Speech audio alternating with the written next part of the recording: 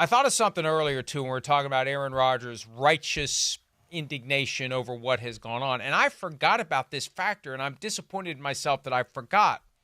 He gave them $35 million last year. After they traded for him, there was this question of the contract and what are they going to do about it. There was stuff that needed to be done. There was a big payment that was owed. And then out of the blue, against the wishes of his agents who get paid on a percentage, he gave up, no strings attached, officially, $35 million in cash. Now, I said at the time that's his payment to get whatever he wants. And he's going to hold that over you whenever he wants. And so now that this leak happened and it's accurate that Woody suggested benching Aaron Rodgers, that's all the more reason for him to be pissed. I give you $35 million and this is what I get. I get disrespected and a jar of honey from the Queen's Garden. That's it. That's all I get from Woody Johnson. So that's going to make him even more pissed off, I believe. And I'll admit, okay, I do want to see this blow up. I do. I am rooting for chaos. I don't know that it makes it better that I admit it, blow up but more? I do admit it. More than this? Hasn't it already blown up? We got to get more? I want Aaron Rodgers versus Woody Johnson, which is roughly the same age difference between Jake Paul and Mike Tyson. I'll suffer through bad Netflix stream to watch Aaron Rodgers versus Woody Johnson. But see, Aaron Rodgers versus Woody Johnson will be better because you already pointed out Jake Paul wanted to keep the gig going. Hey, come on, Mike. Hey, come on. This benefits both of us. But now we've got a money dispute. How do family fights start, especially if, mom moves on, dad goes on to glory, and the siblings are there fighting over what? Not over reputations. It's usually over money. And so if it's exactly as you pointed out, Aaron Rodgers says, I didn't get enough for my money. I gave you something. And this is what you've given me. And you went behind my back. You wanted me out against the Broncos. You're going to put that on me? So this is a money fight, too, because I think Rodgers, he likes the platform. He likes what football gives him. In a way, one guy is much more successful at his craft than the other. I mean, Aaron Rodgers is much better at quarterbacking than Woody Johnson is at owning a football team. But I think both of them love the platform of what football gives them. Some owners are in it just for the money. Or some owners are in it because they want to have the best team. I'm not sure Woody is in for either. I don't know if he just wants to have the best team, because if he wanted to have the best team, he'd stay out of the way and let that happen. Money is not an issue for him. I think it's just he likes the juice. And Aaron Rodgers likes the juice too. He doesn't want to step away. He doesn't want to retire. So I'm with you. I can't wait to see what happens when these two forces come to a head. And beyond the fact that Woody wanted, or it's suggested, I want to be fair to Woody here. He didn't say bench him because obviously he didn't get benched. He suggested it. And maybe he was joking. Maybe he just has no sense of humor whatsoever. It's possible. Okay. It's possible. Regardless of that, the fact that it got out is going to separately piss Aaron Rodgers off, because he has said multiple times, you can't have these leaks and be a winning organization. And I think there's going to be even more leaks. There's a lot of people still in the building who like to talk. That is their way of dealing with frustration.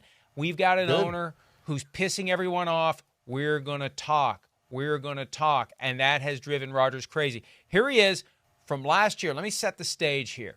At the time, there were unnamed, unsourced reports that Zach Wilson, who had been benched after replacing Aaron Rodgers, who tore the Achilles tendon in week 1, Wilson comes in, he'd been benched, then they wanted to go back to Wilson, and Wilson was reluctant to play. And Rodgers was unhappy that the report was getting out there, that the leak was occurring, that Wilson didn't want to play. Here's Rodgers with Pat McAfee, December 2023, with his grievances, just in time for Festivus, about the leaks coming from the Jets organization. That's a problem with the organization. We need to get to the bottom of whatever this is coming from and put a stop to it privately, because there's no place in a winning culture where, and this is not the only time. There's been a bunch of other leaks. Big city, a lot of reporters. I get it. A lot of friends. I get it. They're not your friends. No, yeah. They're not your friends. Yeah, What? friends. They're not your friends. Even if they are, is that really what you want to be about? You want to be about using someone in the media to leak stuff to, in order for what? To get them to put your name out there for a job, or if you're a player, to get you a write-up, something? I think it's chicken at its core. Well, get ready for more chicken bleep at its core and beyond its core, because now that Robert Saleh's been fired, Joe Douglas has been fired, other people in the organization walking on eggshells, am I going to be next? Feeling like they're in the middle of a dysfunctional mess. Their only way to push back against the billionaire who is lording over them is to leak stuff. And I think, and reporters get very upset when we do this. It never stops me from doing it. The easy dot connecting here is this story stays under wraps for 7 weeks and comes out the same day Joe Douglas is fired. Joe Douglas is the source. I'm going to be a little more nuanced here and say it's the perfect time for someone else to be the leak and have it look like it's Joe Douglas. Because we're all going to think Joe Douglas started chirping the day he got fired by Woody Johnson. There are plenty of people in that organization who are talking, and that's part of the problem. It speaks to the culture. And it's as simple as, it's not hiring people who will be prone to chirp or not chirp. We're human.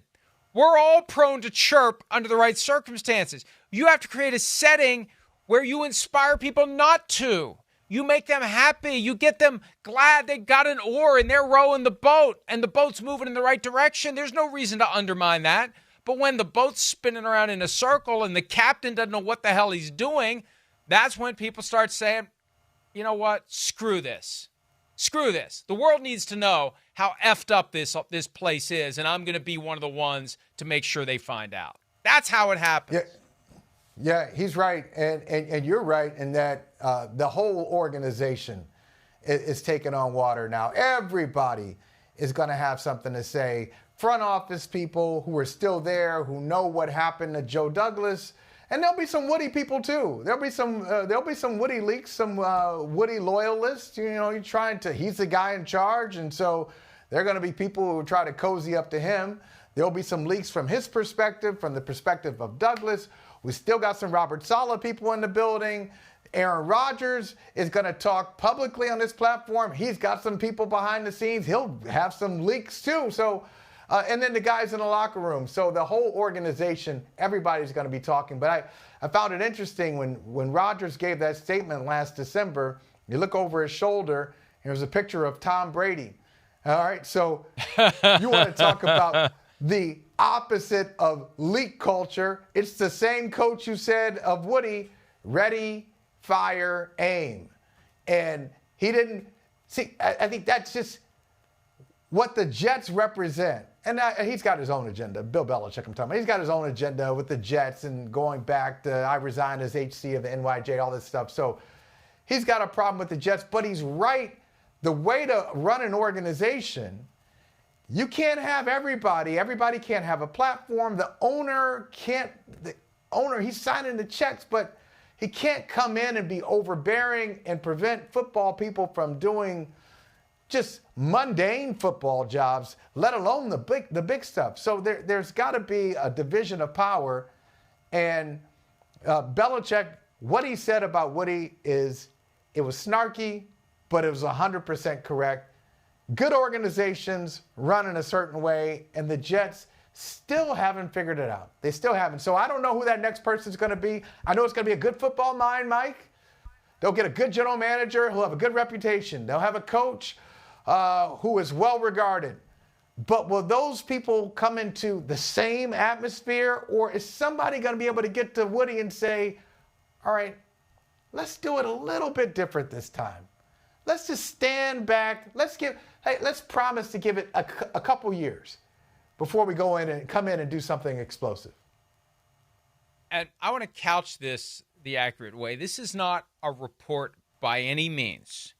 This is the benefit of my communications with one or more individuals who are close enough to the action to have a feel for what Woody is going to do next.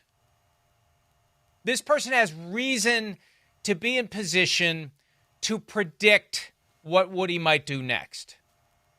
Bring back Rex Ryan. That's the belief that one or more individuals with knowledge of the dynamics and the thought processes and the personality and the ego and everything that goes into being Woody Johnson, that the next guy to coach the team, and it's perfect. It's George Steinbrenner and Billy Martin. It's perfect if it happens. And it's a guy that meshes well with Woody's personality. Remember how Woody actually kind of became cool? Rex brought out the cool in Woody in a real way, not in that contrived when he had the chain on after Aaron Rodgers came. It felt more real when Rex was there. And one person that I was just spitballing with is like, well, if Rex comes back, maybe Tannenbaum comes back too. So we'll see if Woody gets the gang back together here. I don't know what he's going to do next. But, in comparison to the last decade, it did work when Rex was there. Yeah, it worked. And then it fell apart at the end. There are a lot of pluses here. Definitely got the big personality for it. Understands the culture, the positives and negatives of the culture. He can certainly get the most out of what was supposed to be a good defense. It's not. So he can.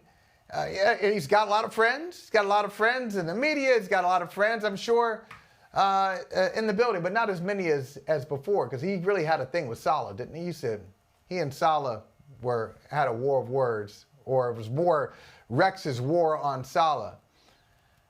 But is that okay? Is that the best thing for the Jets moving forward, or is that some attempt to recapture the almost glory days? Almost glory days, because I remember Teddy Bruschi saying this one time, and he was like, all right, I feel bad for saying it, but he had gone out to at San Diego at the time, and he was hanging out with the late Junior Seau, and all these people were coming up to Junior and other Chargers saying, I remember all the days, I remember all our success, and he said to me, I was confused because what did they actually win?